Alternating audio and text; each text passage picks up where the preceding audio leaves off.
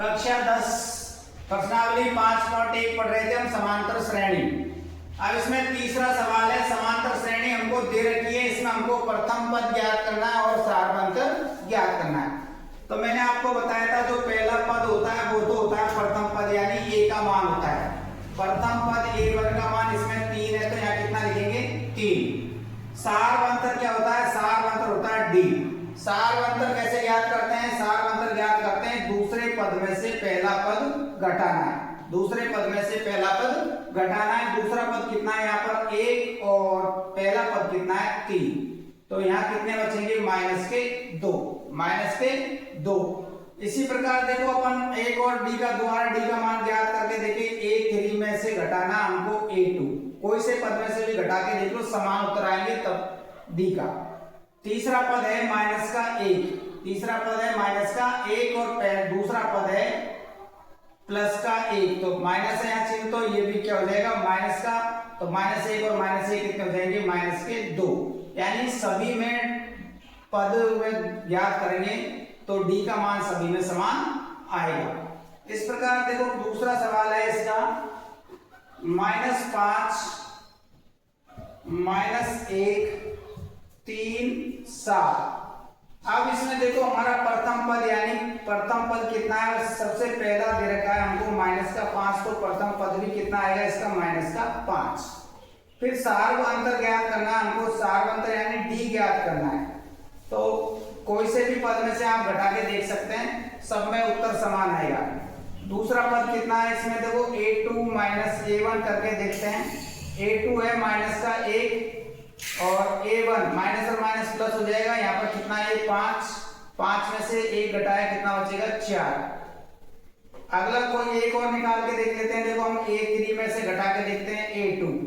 A3 कितना दे रखा है हमको? यहाँ पर 3 है, तो यहाँ 3 लिखेंगे। माइनस और माइनस ये क्या हो जाएगा? यहाँ +1 लिखेंगे। 3 और 1 कितना हो जाएगा? 4। यानी सभी में ये अंतर समान आना चाहिए, वो हमारा होता है सार्वंतर यानी डी का मान। अगला सवाल है 1/3 5/3 9/3 13/3। प्रथम पद ज्ञात करना है। इसमें पहला पद जो होता है वही प्रथम पद है, तो प्रथम पद तो कितना हो गया यहाँ पर हमारा? 1/3। सार्वंतर ज्ञात करना है, इसका डी का मान ज्ञात करेंगे। तो सार्वंतर ज्ञात करेंगे तो A2 -A1।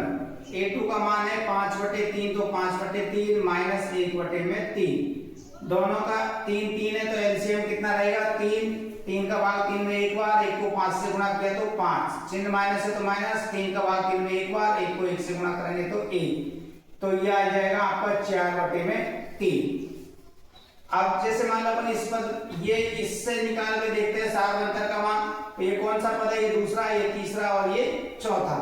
तो अपन ये करके देखते हैं। देखो A4 में से A3 घटा के देखते हैं, सब में मान बराबर आएगा। A4 कितना है आपका? 13/3 है, -8 कितना है? 9/3। तो यहाँ एलसीएम तो 3 ही रहेगा। 3 का भाग 3 में एक बार, 1 को 13 से गुणा किया तो 13, चिन्ह माइनस है तो माइनस। 3 का भाग 3 में एक बार, 1 को 9 से गुणा किया तो 9। 13 में से 9 घटाए कितने बचेंगे? 4/3। यानी सार्वंतर का मान कितना आएगा हमारा? 4/3।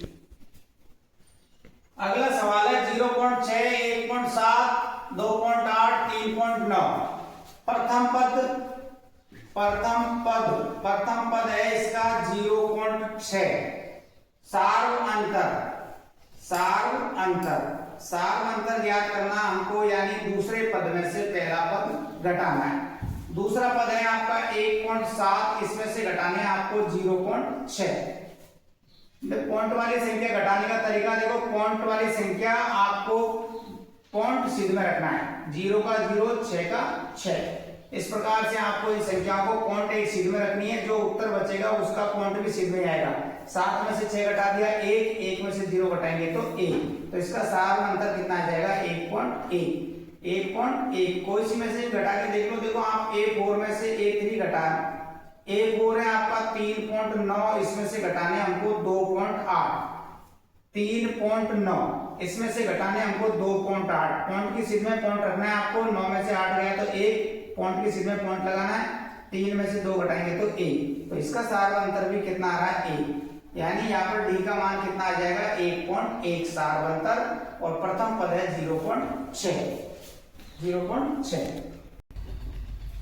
सवाल नंबर 4 में ये एपी दे रखी है हमको, और इसमें हमसे सार अंतर पूछा है, यानी पहले तो पूछा है समांतर श्रेणी है या नहीं है, सार अंतर समान है तो समांतर श्रेणी है तो अगले 4 पद ज्ञात करो। तो देखो हम यहाँ सार अंतर डी का मान ज्ञात करेंगे, यानी a2 माइनस a1, तो a2 कितना है 4 और a1 कितना है 2, 4 में से 2 घटाएंगे तो कितने बचेंगे 2। फिर जैसे अगला देखते हैं हम a3 माइनस a3 का मान कितना है हमारा 8 और a2 का मान कितना है 4, तो कितना बचेगा 8 में से 4 घटाएंगे तो 4। जबकि देखो d का मान सब में समान आना चाहिए, इसमें अलग अलग आ रहा है। अगला पद ज्ञात करके देखते हैं, देखो a4 माइनस a3, a4 का मान 16 और इसका 8, कितने बचेंगे 8। तो यहाँ पर d के मान सभी अलग अलग आ रहे हैं, तो यह समांतर श्रेणी नहीं है, क्योंकि d का मान अगर सब में समान है तो वो समांतर श्रेणी रूप में है, वरना वो समांतर श्रेणी रूप में नहीं है। तो यहाँ d के मान 2, 4, 8 आ रहे हैं, अलग अलग है, तो ये समांतर श्रेणी नहीं है। अगला सवाल है, इसी का दूसरा सवाल है 2, 5/2, 3, 7/2। सबसे पहले यहाँ हमको निकालना, देखो ये a1, a2, a3, a4, d का मान ज्ञात करना, तो d का मान ज्ञात करेंगे तो a2 माइनस a1, a2 का मान कितना है 5/2, a1 का मान है 2, इसके नीचे कुछ भी नहीं है, 1 मान लिया, लघुत्तम कितना आएगा 2, 2 का भाग 2 में एक बार, 1 को 5 से गुणा किया तो 5, माइनस का चिन्ह माइनस, 1 का भाग 2 में 2 बार, 2 को 2 से गुणा करेंगे तो 4, तो आ गया 1/2। इसी प्रकार दोबारा d का मान ज्ञात करके देखते हैं अपन, a3 में से a2 घटाते हैं, a3 का मान कितना है हमारा 3 है और a2 का मान है 5/2, तो यहाँ 5/2, इसके नीचे कुछ भी नहीं है, 1 मान लिया, लघुत्तम कितना आएगा इन दोनों का 2, 1 का भाग 2 में 2 बार, 2 को 3 से गुणा करेंगे तो कितना आएगा 6, चिन्ह माइनस है तो माइनस, 2 का भाग 2 में एक बार, 1 को 5 से गुणा करेंगे तो 5, तो 6 में से 5 घटाया कितना है 1/2। इसी प्रकार देखो अगला ज्ञात करते हैं अपन, a4 माइनस a3, a4 का मान है 7/2, तो 7/2 लिख दिया, माइनस a3 का मान कितना है 3, तो 3, इसके नीचे कुछ भी नहीं है, 1 मान लिया, 2 और 1 का लघुत्तम कितना आएगा 2, 2 का भाग 2 में एक बार, 1 को 7 से गुणा किया तो 7, 1 का भाग 2 में 2 बार, 2 को 3 से गुणा किया तो 6, 7 में से 6 घटा दिया 1/2। तो देखो सभी 1/2, 1/2, 1/2, सब में मान समान आ रहा है, तो यानी समांतर श्रेणी में है ये। अगले हमको इसमें पद ज्ञात करने हैं, इसमें 3 पद और ज्ञात करने हैं, 3, 4 है, हमको 5वां पद ज्ञात करना है a5। a5 ज्ञात करने के लिए आपको क्या करना है, a4 में d जोड़ना है, a4 में d जोड़ना है। a4 का मान कितना है आपका 2/7/2, 7/2, d का मान कितना है 1/2, तो 1/2, 2 और 2 का लघुत्तम 2 आ गया, 2 का भाग 2 में एक बार, 1 को 7 से गुणा किया 7, 2 का भाग 2 में एक बार, 1 को 1 से गुणा करेंगे तो 1, 7 में 1 जोड़ दिया 8, 8 में 2 का भाग दिया, कितना आ गया 4। इसी प्रकार से हम छठा पद ज्ञात करेंगे, छठा पद ज्ञात करने के लिए a5 में d जोड़ेंगे। 5वां पद क्या है हमारा 4, 5वां पद 4 है तो 4 लिखेंगे, d का मान 1/2 है तो 1/2, इसके नीचे कुछ भी नहीं है, 1 मानेंगे, 1 का और 2 का लघुत्तम आएगा 2, 1 का भाग 2 में 2 बार, 2 को 4 से गुणा करेंगे तो कितना आएगा 8, चिन्ह प्लस है तो प्लस, 2 का भाग 2 में एक बार, 1 को 1 से गुणा करेंगे तो 1, 8 रे कितने हो गए 9, 9/2, छठा पद हो गया। इसी प्रकार से हमको 7वां पद ज्ञात करना है, 3 पद ज्ञात कर लेते हैं, 1, 2, 3, तीसरा पद ज्ञात करेंगे तो ये आ जाएगा आपका a6 प्लस d। छठे पद में छठा पद कितना है आपका 9/2, इसमें d का मान जोड़ना 1/2, लघुत्तम कितना आ गया 2, 2 का भाग 2 में एक बार, 1 को 9 से गुणा करेंगे तब 9, 2 का भाग 2 में एक बार, 1 को 1 से गुना करेंगे तो 1, 9 और 1 कितने हो गए 10, 10 में 2 का भाग देंगे कितना आ गया 5। इस प्रकार से हमने उसको 3 पद और ज्ञात करने थे, तो ये पद एक तो आ गया 4, दूसरा आया 9/2 और अगला आया 5। इस प्रकार अगर ये समांतर श्रेणी में है तो उसके अगले 3 पद हमको और ज्ञात करने।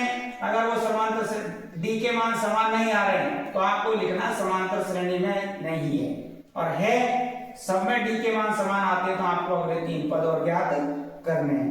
ठीक है, इस प्रकार से आप मान ज्ञात कर सकते हैं।